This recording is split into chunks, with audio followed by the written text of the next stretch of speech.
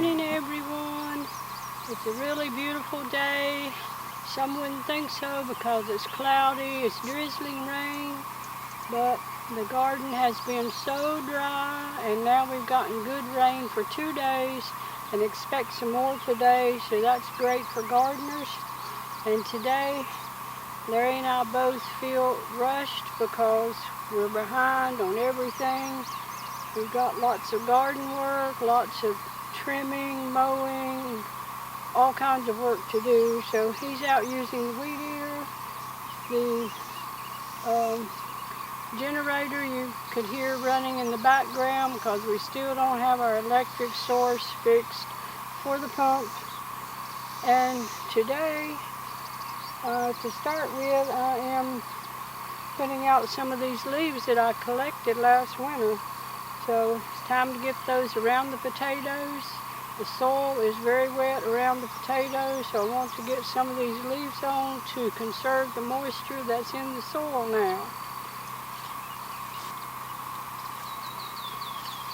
I discovered some ants in these leaves that decided to take up residence this winter, so I've got to be careful about those in my hands. They like to bite.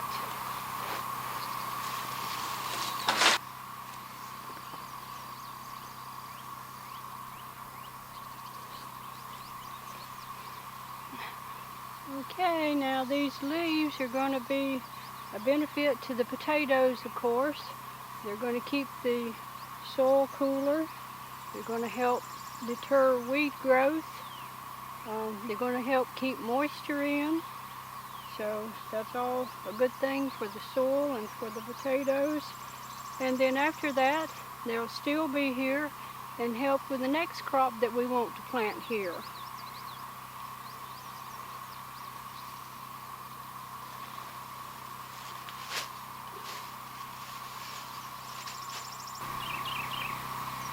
I'm starting to plant sweet potatoes today, and you can see I have removed my temporary ground cover from this bed and got a nice place to plant sweet potatoes. So I'm going to go through and loosen the soil a little bit at each place where I want to plant a sweet potato, and then add a shovel of compost to that, and then I'll be ready to plant my plants. Now it's drizzling rain. And as I said, we've had a lot of rain in the last few days.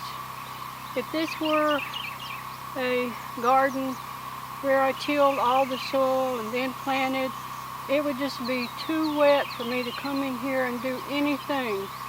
But the way I manage the soil, I can come here at any time and work in my garden, and it works for me and it works for the soil.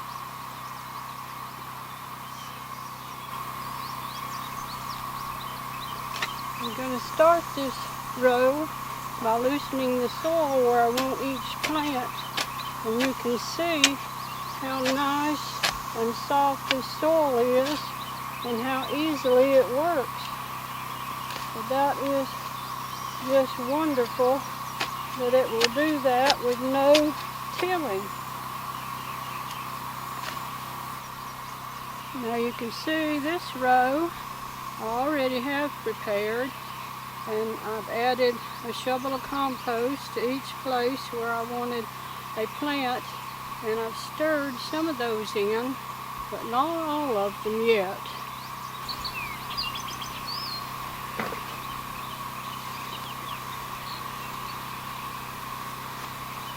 Now these are plants that I grew in the windowsill in my house. In the spring, my sweet potatoes from the previous year start to grow sprouts, and I just take those sprouts off and put them down in a jar of water, and they grow nice roots like that, and I have my own sweet potato plants to plant.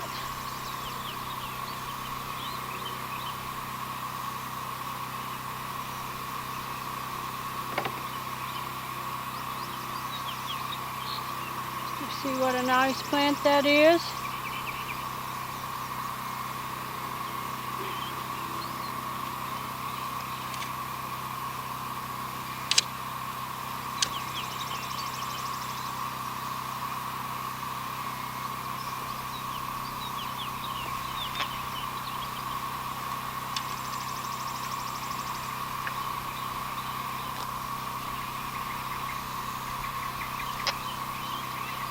Now you can see how loose the soil is.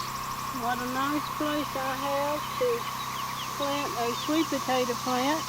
You see how healthy that is and what nice roots it has on it. And it's cloudy today.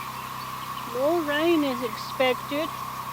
So they'll have a good chance to get started off today without the heat of the sun.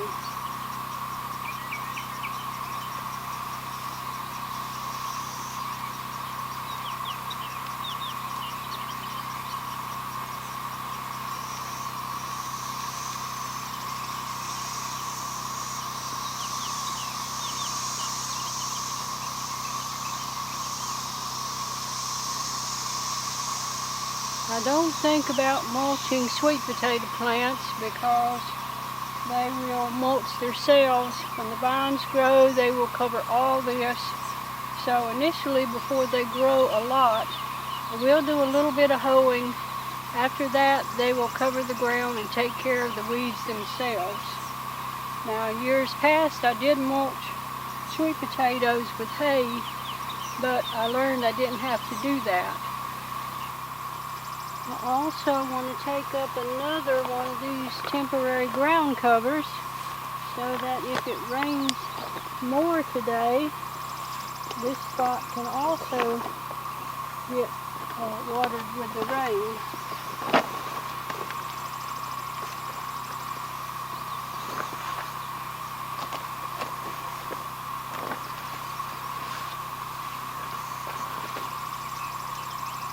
And you can also hear our cicadas in the background too here. And covered a bed of ants here when I took this cover up.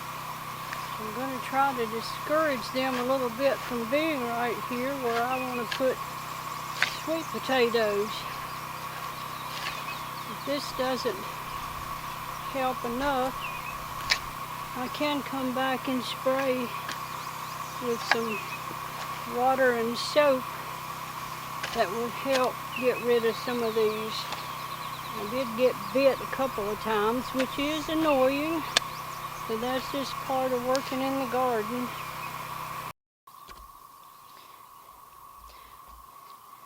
Now this is one of my Health Kick tomatoes, and to give them an optimum opportunity to grow, I'm going to do some trimming and some suckering here.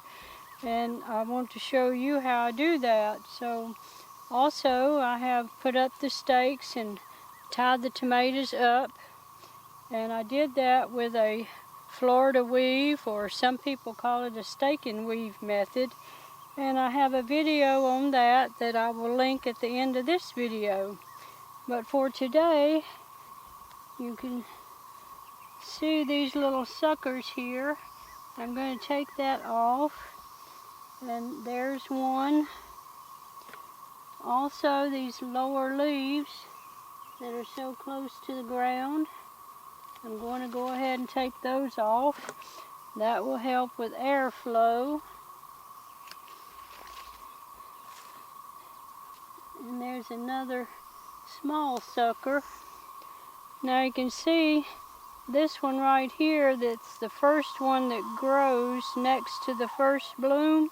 That sucker is always larger, so I'm going to leave that one on there for now. And you can see right there, I already have a little tomato pollinated. There you can see more suckers coming there, and there's a tiny one there, but I'm going to leave those for now. This is a determinate tomato plant, not indeterminate, which means that it will not just keep growing indefinitely. It will have a definite point at which it stops growing. So I don't want to take too many suckers off, but it will still benefit from some suckering as it gets bigger. So if I do that, then the tomatoes that I do have will be larger, and more air can get to the plant, which will help prevent diseases. So that's what I'm going to do for that one today. And As I've shown before, I have put mulch here. I'm going to pull that up close to the tomatoes so that the soil can stay moist. And then those should be set to have a very good chance to grow and produce an abundant crop this year. You can still hear our cicadas in the background, but that's all I have for you today. So let's just try to make it a great day and a happy gardening season.